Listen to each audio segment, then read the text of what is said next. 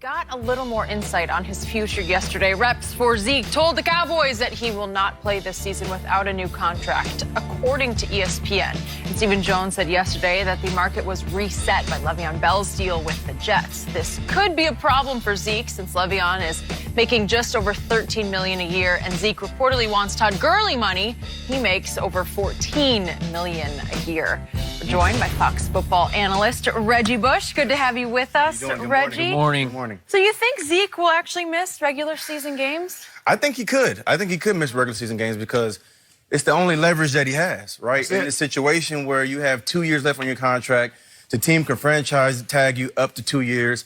I understand his point. I do think he does deserve to be the highest paid because he is the best. And out of the three who have been offered from the Cowboys, top 5 money, Dak, Amari, and Zeke. Zeke is the only one that's actually top 5 in his position. Top? Right?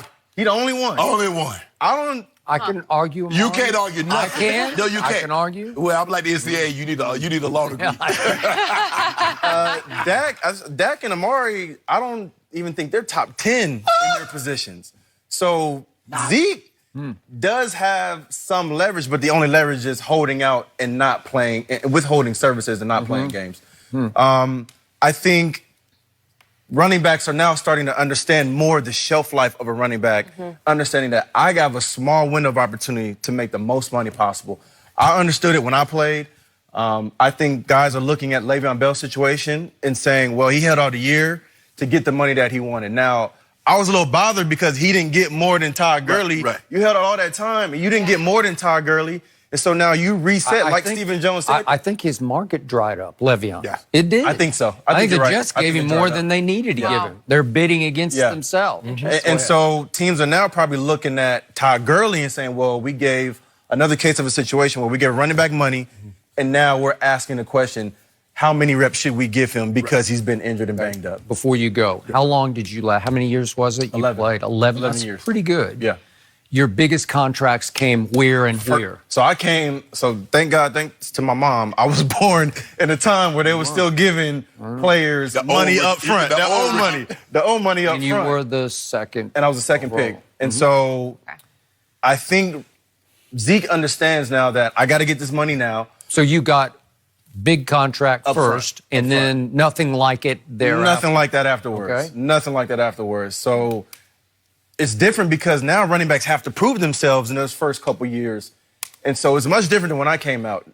And so I think Zeke is seeing this and saying, well, I deserve to be highest paid, which he does, but he doesn't have a ton of leverage right now in this situation. So it's going to be interesting to see how it plays out, but I do think he'll miss games. Yeah, he has to. And as Reggie mentioned, the only leverage that he's ever had, the only leverage any player has is withholding his services. Is to hold out, Skip. That's the only leverage he has. And if you look at this, if you had a draft right now, you said, okay, Zeke, Dak, and Amari, which one of those guys you think, all 32 teams, which one do you think going up the board first? Out of Dak Prescott, Zeke Elliott, and Amari Cooper? You might be surprised, because I think it would be Dak Prescott. I guarantee you it depends on needs.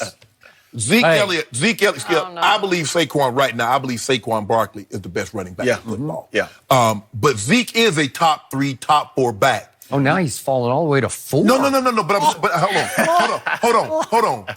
But your quarterback is not top 15. He might be top 15. I might can sneak him in, Skip. If you speak highly to me, because me and you good friends, and normally your friends are my friends, I can get him into the top 15. But Cooper's not a top 10 wide receiver. No. He's not going in front of Julio, A.B., D-Hop, Mike Evans, Mike Thomas, Adams, Thielen, A.J. Green, or Mike Evans. Maybe, okay, Juju. Tyreek Hill. Tyreek. So I'm just saying that right there, Skip. I believe in order of importance, I would go Zeke, Amari, Dak, for the simple fact, Skip. Look, Jerry, I don't believe that they believe that Dak is the guy. You say they say that now, Jerry says he's a franchise quarterback and we can win multiple Super Bowls. But him stalling him out tells me I'm uncertain. Philadelphia Eagles had no reservation.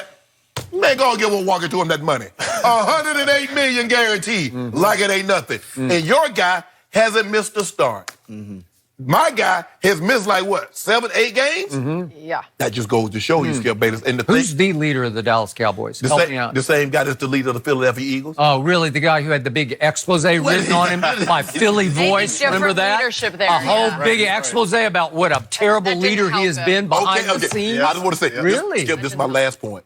The thing that Zeke has working in his favor is that he and Todd were the same age, 24. Le'Veon is 3 years older, and he has 1,500 touches already on his body.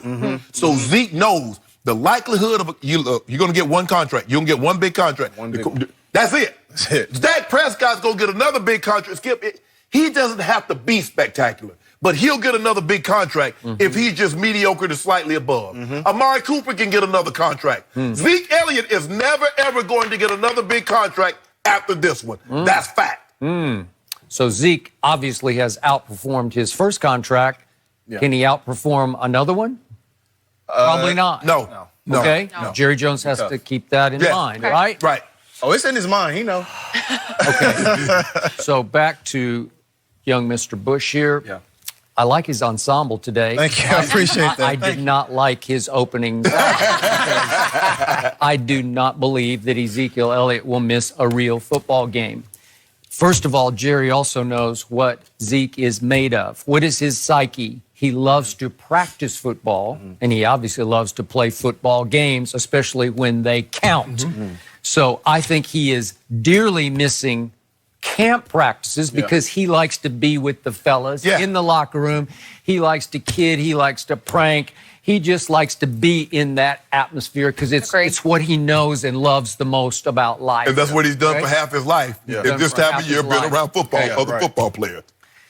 These days start passing just terribly slowly. They go slower and slower, especially when you're by yourself in Cabo. Not that he didn't have people with him, but you just feel like you're on permanent vacation in Cabo. It's a nice place for 5 or 6 days. And then the 7th day, you start saying, God, it's kind of boring around here. There's not that much going on. Am I going to go work out by myself again? Am I going to do it again? We haven't even played one preseason game yet, and they have 4 scheduled. So the only week that matters to me is the week after Labor Day, building up to September 8th opener. So for me, wake me up on Labor Day.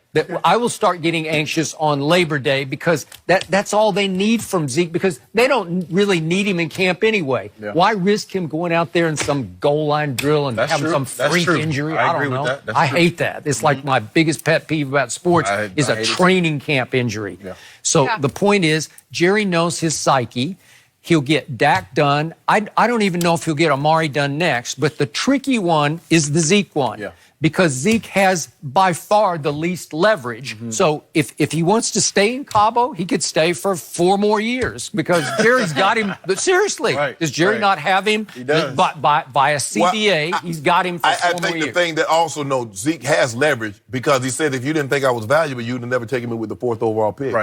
That told me. Now, you told me what you thought about Dak because you took him in the 4th round. Now, you did trade for Amari, gave up a 1st-round pick, but that was in the 20s. See, you told me my value. You told me what you needed. Okay, I'm going to say it one more time. Ezekiel Elliott is the best running back in football. I agree with that. No, Saquon is. The running back position is not the most important. No. The quarterback position is. And my quarterback took off when they traded for Amari Cooper because you need somebody you trust. He trusted nobody. The first 8 games last year with Zeke, healthy and happy, they went 3 and 5. And guess who the #1 receiver was in many of those games? It was Zeke.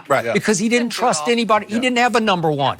All of a sudden, Amari walks in the door, and not only does the quarterback take off, but so does the receiver, who was terribly unhappy in Oakland. Because they clicked. He took off because of Zeke, though, because Zeke opens it up for the pass game, not the other way around. Zeke makes Dak better. Dak does not make Zeke better. It's still a passing game. It's a passing game. And I agree with you. Wait a second. I made the case to you the other day. You're way underestimating Julian Edelman's value because to me, he's a top 5 producer. Not if we do a combine, he's like top 35. In the wing, that's true with Tom Brady. That's what I'm saying. England, who's throwing the football? Amari with Dak Prescott in Dallas. They're not getting that same production, though. Well, they will. I don't know. They went 7-1 down the stretch when he walked in the door. I don't know. You're right. The quarterback is the most valuable position But if you build your team around the running game first, now you've added value to the running back. Okay. And Zeke knows that. What did your eyes tell you the last 8 games last year? That Zeke was a monster. And they had a real good defense. A real Dak good Prescott, defense. over the last 8 games, had the 3rd most completions in football, the 4th most passing yards, and the 5th what's called air distance, like how far did the pass travel? So he wasn't dinking and dacking when he got Amari. Yeah, he was. Okay. Because guess what? Top 5. Those are top 5 stats. Hold on. Did you notice that over the last 8 games when he got Amari Cooper, that Zeke Elliott had 55 receptions? Now, was Zeke catching go routes? Was he catching bang 8s? No. Check down, screens, dump downs. That's what he was catching, Skip Bayless. So this notion. What did he catch against Detroit to beat the Lions in game number 3? Thank you. You know what? What was it? He said, Jerry, you see my value? I can get down the field and catch the ball. Thank you, Skip. I'm glad you brought that up. I forgot that Zeke can catch the ball down the field. He Thanks was, for bringing that he up. was Amari Cooper for a while. Yeah. I was at the Thursday night game where they beat the New Orleans Saints. Dak played terrible that game. Whoa. Thank you very much. Dak had a QBR. Do you know QBR? It's scaled 0 to 100. He had a 72 that game, which is really good. Doesn't tell the story. And wait a second. What's the other quarterback's name? Oh, yeah, Drew Brees had a 15. The defense won them that game. The defense won them that game. Dak's completed like 24 of 28. I got it here somewhere. Here it is. Wait, he's 24 of 28 for 249, 1 touchdown, and no interceptions. And that's terrible? And he also almost cost them the game at the end where he had turned a it fumble over. trying to do too much in the red zone. Oh, so I got to deduct this, Skip. Okay. You know, Jerry's thinking about that, saying you try to do too much. When we put it on your plate, Skip, stop. That was a defensive game. The man scored 13 points. Okay, but How won? How you score 13 points if you go 24-28 with 1 touchdown? How you only get 13 points? I don't know. I know. I know when you're dinking and dunking. Oh, really? Yeah. Wait, for 249? That's Check pretty down good. Charlie. Oh, that's pretty good. Dak is interesting. Dak is